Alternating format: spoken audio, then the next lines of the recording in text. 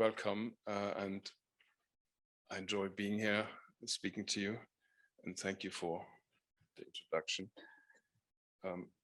I see myself as someone who works after this wonderful demonstration of where the dilemmas currently rest, that I work very much at the grassroots levels and would like to demonstrate on a few cases the diagnostic dilemmas, the handling of patients and cases who just knock at the clinic door on a day-to-day basis. And it very much reminds me of a time when I was involved in, there's suddenly a pandemic, or there's a scare, there's an invisible agent causing fear, causing a depression of the immune system that hits the population. And there was a time in the 80s when I was very much in the front line of this, working at hospitals of infectious diseases, at places where the ME, the chronic fatigue, the CFS symptoms, post-polio syndrome was at the in the daily news, and also in the minds of everyone. Could this affect me? Could I suddenly be in any way be checked or diagnosed? And so there was a lot of fear. There was those who were quite ambitious to try to stay extra healthy. They were also affected. And stay near the microphone. Yeah, thank you, Jenny. Yeah. Okay, so the dilemma was: is there an organic equivalent to a disease? Medical school tells us there are strain of bacteria, there are organs that are compromised, and suddenly there isn't. There's cellular pathology involved. The immune system is involved. And we try to define, is it encephalomyelitis? Is it a part of the nervous system that is affected? What is it? So we had many cases at the time, patients who were suddenly from one moment to the next became very unwell and were lying in bed with dark glasses, and no one knew how to treat and how to handle these patients. At the time, we had cardiac arrest bleeps. We had some patients decompensated very quickly, and others recovered somehow on the basis of, perhaps allergy, perhaps lifestyle management, perhaps depression, and so on. So it reminds me of this time. The advantage is that with the arrival of chronic fatigue syndrome as a diagnosis, the ME diagnosis suddenly became not so important, because it does not assume there is a causation. There's no causation to this. And the one syndrome with no agreed identified cause is was the escape route here. Okay, but the presentations were still the same. Is it an epidemic? Is it an individual? Is it a deep-seated genetic thing? And how to find diagnostic tests that identify and monitor the disease. So, and who to refer to as clinicians? We were faced with the dilemma: is it psychological, immunology, and so on? So the expression is similar now in many ways to presentation, the uncertainty, how it affects us socio-economically, but also the situation is different. We have a cause now, and we have a complexity of symptoms and a syndrome that is caused long COVID or long haul COVID. And so as clinicians, how do we react? How do we respond? How do we get to grips with this? So I demonstrate a few cases that highlight the complexity of this. The first was acute presentation. If you look at the date, it was January 22. So he came with his wife, had flu type symptoms, rang me up, was in a situation of really distress, could not breathe. He's himself a doctor, a clinician, so knows very well the scenario and the dilemma that we, as we've seen earlier, that many individuals were scared by, knowing the hospital statistics of those admitted to hospital. So he was very anxious. The first few days we covered his symptoms by supplying him with a number of gadgets. These were oximeters, nebulizers, inhalers. So he went home, battled for a few days, but then decompensated and got worse. This is his chest X-ray. This was an emergency chest X-ray, which we managed to get over the weekend. The radiologist was calling me to say, this is one of the worst cases he's seen for a long time, showing the typical mid-zone effects of his lungs. These are not, in a way, you don't see a midline shift, you don't see pleural effusions, you don't see a pneumothorax. So it's very much a sign that there's some sort of alveolar pattern happening here. And yet this X-ray, in some ways, for those who are not so much familiar with, or maybe a junior doctor would say, this patient is not even ill, but yet this patient was very distressed.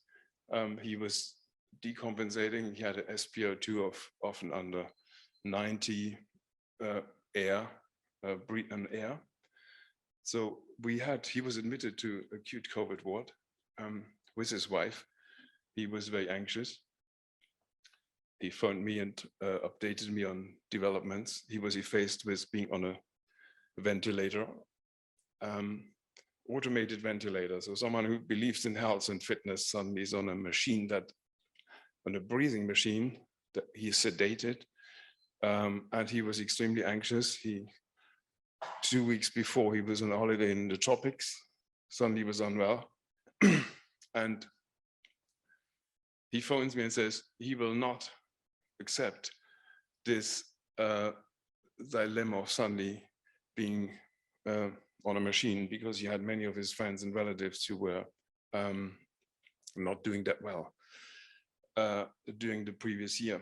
So he very much was scared by what went on for the first 2 years. So he at this stage phoned me and say he was in a taxi home from the hospital and was started on antibiotics, was started on continued airway pressured ventilation whilst in the hospital, and high flow nasal oxygen supplied via a mask. So suddenly he sits in the taxi, has no oxygen, has no drugs to take home, because he discharged himself. He was keen to be at home. He phoned me and said, I'd rather be at home in my own environment, and will do what I can. Will you try to help me? At that moment, I was very scared, because I thought, if I try to help him, if I agree, there's a certain responsibility coming along here, not so much saying no to him, but it was more the effect of how do I find the time? How do I find the resources to support him in this situation? We tried to emulate not an intensive care unit situation, but at least we could supply him with oxygen, we could supply him with masks and all the equipment needed to measure the oximeters, and managed to get him, after prescription of antibiotics and steroids, managed to get him through the first few nights with the help of his dedicated wife, and did what we could. He was often at sort of knife's edge, and he had the option to go back to the hospital, but he didn't want to do this. So we got him through the first few nights and did blood tests, which came back as high inflammatory state. He had a very low APTT, which shows there is a clotting scenario building up here.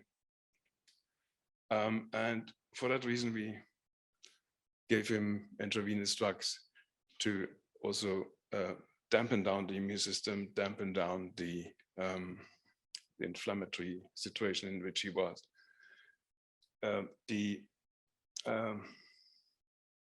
So after a few days, he was able to breathe on air intermittently. He had his CRP was coming down. He was able to speak, and he was able to then explain that, he felt reassured at this stage. So it was a case of someone recovering here, showing signs of recovery fairly quickly. We supported him by also helping his posture, because he was sort of slumped in a chair in his bed, and so his diaphragm was very sort of compromised. So we used sort of strategies that practitioners who can draw from various resources could help with posture, could help with in improving the not only night sweats, not only the anxiety, but also could improve by the excursions of the diaphragm to allow better oxygen entry. So the paradoxical findings in this lab analysis were hardly anything in this white cell count. We struggled to find a sort of a mechanism. Hypercoagulation symptoms, okay. So he responded well to steroids, he responded well to antibiotics, and the intravenous treatments we did. Organizing his copper-zinc ratio, reorganizing his copper-zinc ratio, perhaps we come back to that later, and to tackle his hypothyroid state. So hypothyroidism is something that we've seen quite often. And why is that? So moving on to the next three cases. So the question was, is he still a long COVID patient, or is he someone who just recovers quickly? We had the definition that Rachel gave us earlier, 10 weeks, or some say 6 weeks, but he was at this stage only a few weeks into his illness and started to recover, but he was still very depressed, a lot of fatigue, and his mental state, he was really frightened. Will he ever recover from this? And he felt the pressure of his business. He had a backlog of patients wanting to see him. He didn't know what to say to them. And so there was a lot of pressure on him.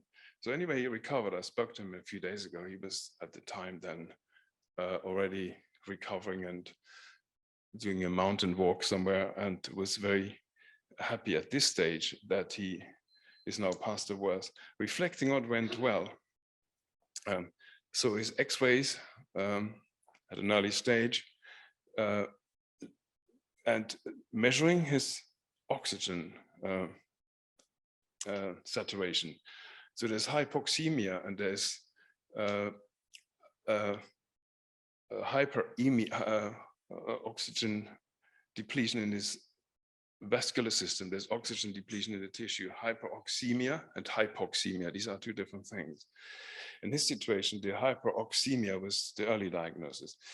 The oxygen not diffusing in his tissues, not getting into his tissues, is the thing to watch. In his situation, the combination of things, the adjusting to his needs in that moment was, I think, what helped him. He's very grateful. So moving on to the next few patients, they are not necessarily as successful as this patient, because they are long COVID patients where the outcome is still uncertain. So this is a gentleman who had previous surgery, coronary heart disease with triple bypass, 86, very much into fitness and health, and he was a professional swimmer, at the time in his career. Perhaps the lack of exercise during the pandemic. There was a certain amount of decline. He had, in 2021, he decided as a high-risk patient under the high-risk patient criterion to be vaccinated. Within a few days, he had severe reactions, sort of jet stream type diarrhea, pancreatitis was suspected, had walking difficulties. And the CT scan that he had was, when he went to hospital, was arterial thromboembolism that affected his brain, that affected his femoral artery, and the D-dimer test was elevated. He has a DVT in his left femoral vein, and he was already at that time on anticoagulants. So the anticoagulant treatment was, of course, doubled. His D-dimer normalized. And this is very much a case of now situation of post-COVID fatigue, muscle weakness, right eye pain. So it shows what some of you are practitioners use other terminology. It's some sort of blood stagnation. There's inertia in his circulation, or there's a peripheral oxygen uptake in the tissue is not that great. So he has hypoxemia, chronic, and the future, I'm not entirely sure. He's doing quite well at the moment. He's on a high dose of anticoagulants and is in a state of recovery. Next patient. So the difficulty is, yeah. So this patient I just talked about, let's go back. One thing I want to say, he had a previous history of MCAS, so mast cell activation syndrome, okay? Many of you familiar with this, mast cell activations. Mast cells are activated by various factors, could be allergens. There's a histamine release taking place that can lead to anaphylactoid reactions, and mast cells are in various tissues. They're in the connective tissue, but also in the epithelial surfaces. They're in the epithelial surfaces of our lungs, of our respiratory system, and our digestive tract.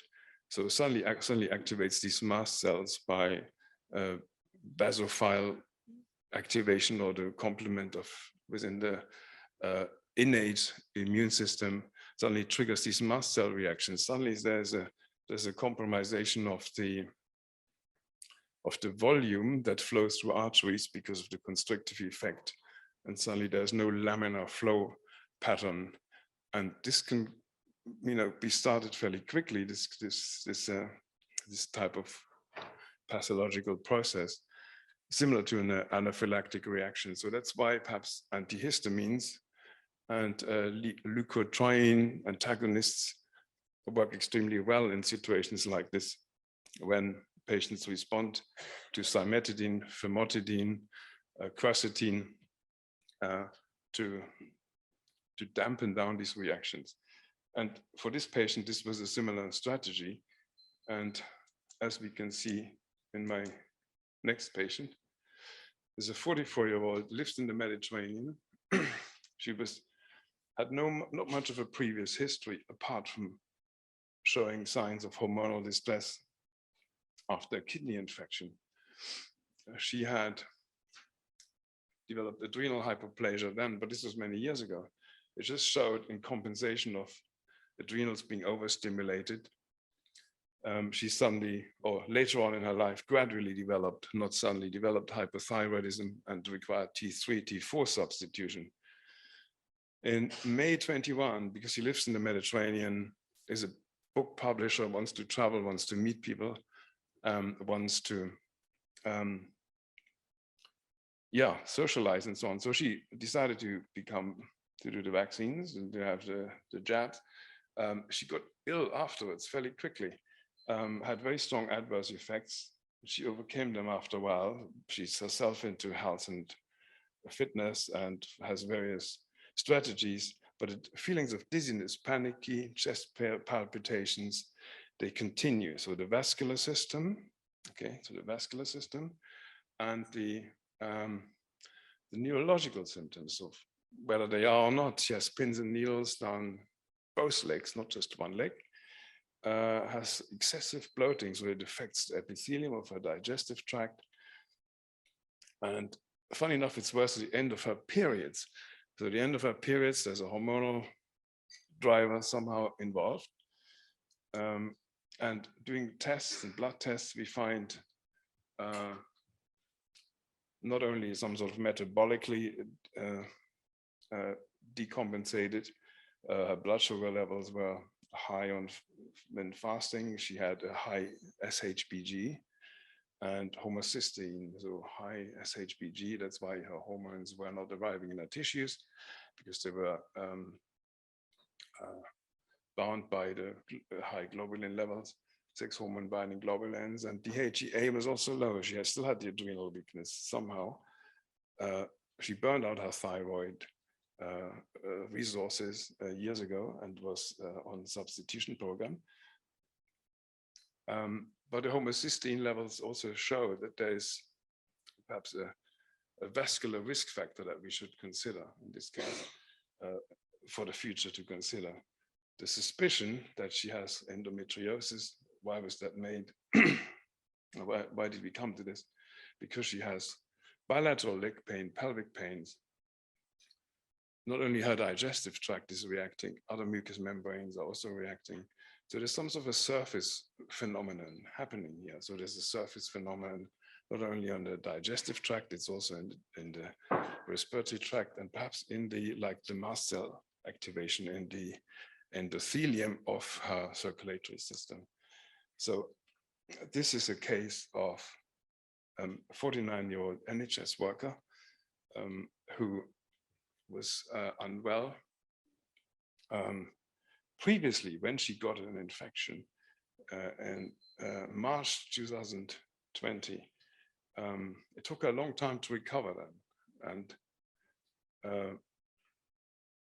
she lost certain amounts of working hours and was then moved to decide she will have she will go for the vaccination, which she did, and was therefore watching this very carefully, hoping that she will improve fairly quickly. She reacted worse to this and was in a state of, if I move on to the next slide, we can see her blood pressure at the time when I saw her was extremely low. This is something we often see, that patients come with a very low blood pressure. Hospital trusts are warned not to look so much for high blood pressure. They train their staff, their nurses to watch for low blood pressure, and it's often more in the recordings. And under the magnifying glass, then before high blood pressure was always a treatable condition. Low blood pressure, not so easy. She had this constant chest heaviness sensation, as if there's a weight in her chest. There's a form of central hypoxia as opposed to peripheral hypoxia. Central hypoxia is when there's cyanosis, when there's a certain type of color change in your tongue and your lips, and feeling extremely fatigued and washed out every time she gets up too quickly. So the adaptation, the vascular adaptation is limited. So she cannot adjust easily, gets easily out of breath, feels almost slightly hot, warm, feverish, low blood pressure, and has been officially diagnosed in the NHS as a long COVID patient. Okay, as a long COVID patient's dilemma for the NHS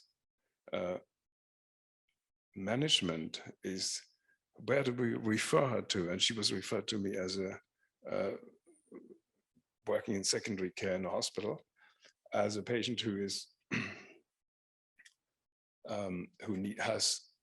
needs urgent treatment for her pain, for her myalgia, and needs some sort of strategy. Exercise wouldn't work for her because she gets out of breath very quickly. So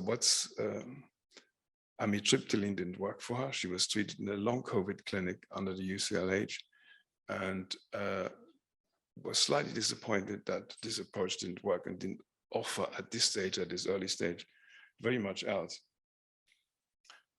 So she continued having symptoms, constantly off work. And now the situation is, how do we manage her? So I tried to refer her.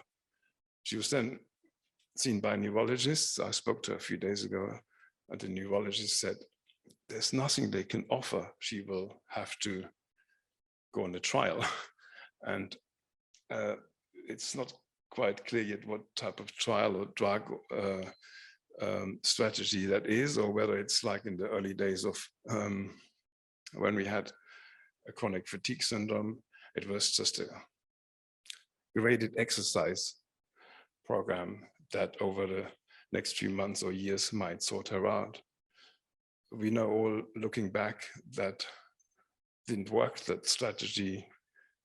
There were some brave enough to tackle that and to say, this is something much deeper than getting the lazy bones off or couch potatoes to do some exercise. So it was much more involved. And here also we see a situation that it needs a clever strategy to watch her coagulation status, to get her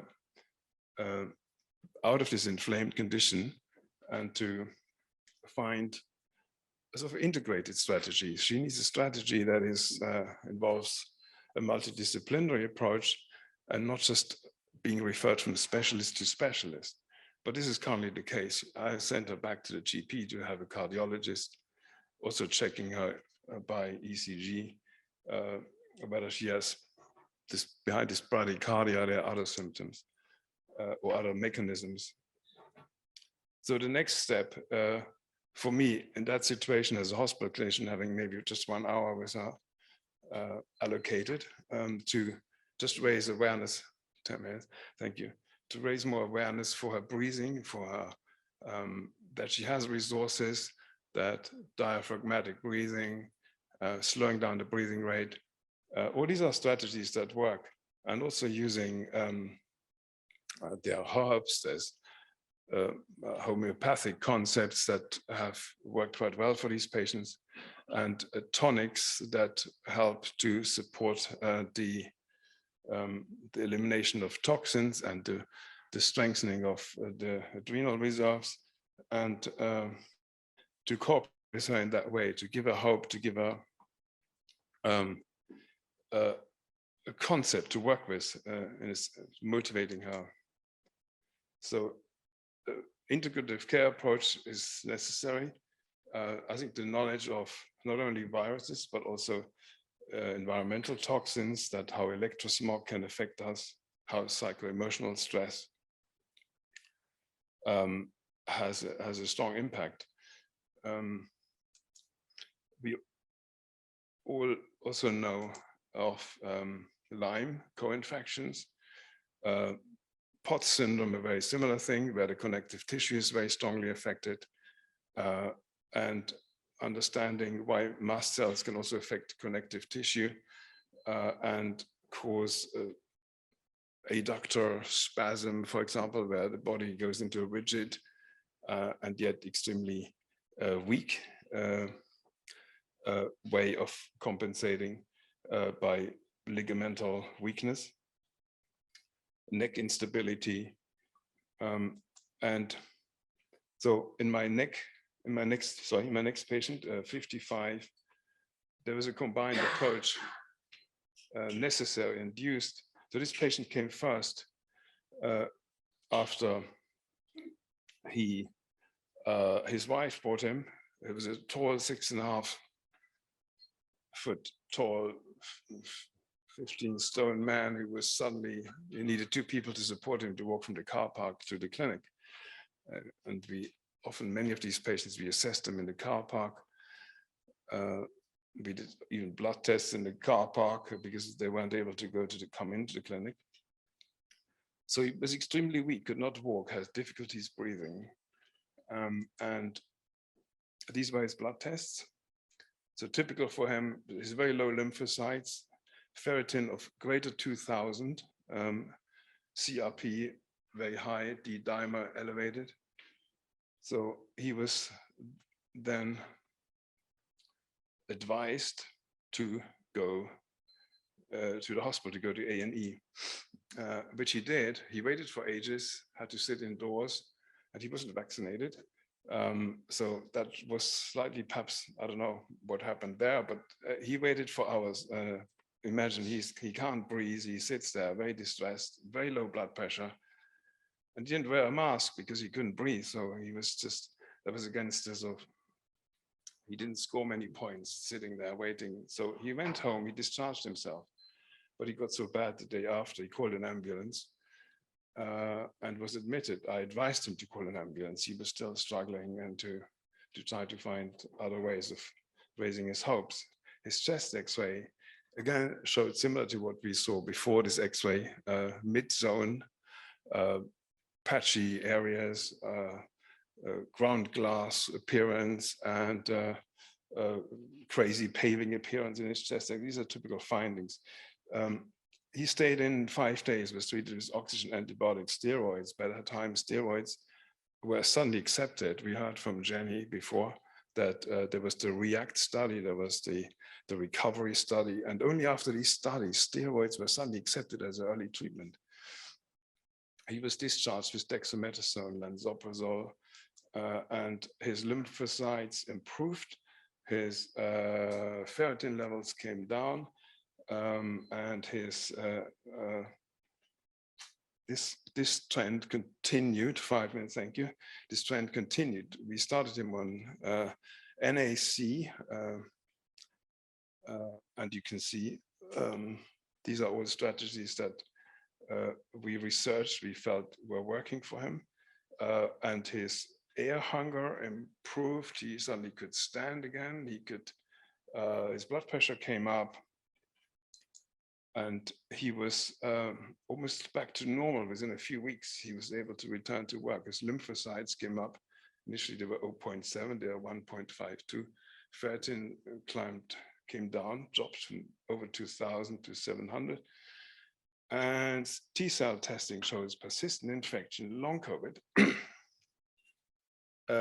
His INF gamma SARS-CoV-2 tests showed there was a current cellular response, and at the same time, it shows a past infection by interleukin-2 being also positive. So he was in an intermediate state, in an acute state still, but also turning into a chronic pattern patient, long COVID. His wife is similar, had a similar history because their daughter was the one who came home and showed this. She was the originator of this. His wife, funny enough, was not symptomatic. She had similar tests done. She was not symptomatic, but it also shows she has silent COVID symptoms. Her levels were even higher. She had a level of 24 international units of past infection, current cellular response, both showing positive. She was also taking a similar strategy and never got ill since. But she had SARS-CoV. It was SARS-CoV-1, or it was, at the time it was just called SARS-CoV. In 7 years before, when it was rampant. And so it showed that she probably had had some sort of immune protection from having gone through that. So can we prevent progression to long COVID? So this is my last case. I hope I have time to go through it. So female 50, she again had extremely low blood pressure, loss of all strength, and the lowest blood pressure I've ever read, someone who could still stand on their legs, was 60/30, something like that. We found also high inflammatory markers and found, oxygen saturation was down, of course, around 90, but you couldn't say she was that ill from just doing the blood tests. High ferritin, no, ferritin slightly high, but she had relatively minimal respiratory symptoms, had reacted again, like many of these patients, in a vascular or reactive pattern. So she needed intravenous treatment. She was treated for lower sodium levels. There's a concept called hyponatremia, hyponatremic hypovolemia, where patients suddenly need a lot of fluids to perfuse their kidneys adequately to move also, because long COVID, acute COVID is very much a membrane crisis where electrolytes are not shifted across membranes, where body fluids are just ending up in the wrong compartments. They have either swollen legs or can be quite sort of edematous, and suddenly they're in crisis. They have positive pulmonary artery pressure or backflow into their lungs and can get sick very quickly. So she was treated and improved very quickly. And typical for her, she had a strategy. Strategy in place from very early on, and she recovered very quickly. And perhaps different from this case, there was not that much intervention, like hospital intervention, remdesivir or anything else, or steroids or antibiotics. And she is probably one of the best cases so far that we can say has hardly any symptoms now, 6 weeks after she was so ill. Thank you very much for listening.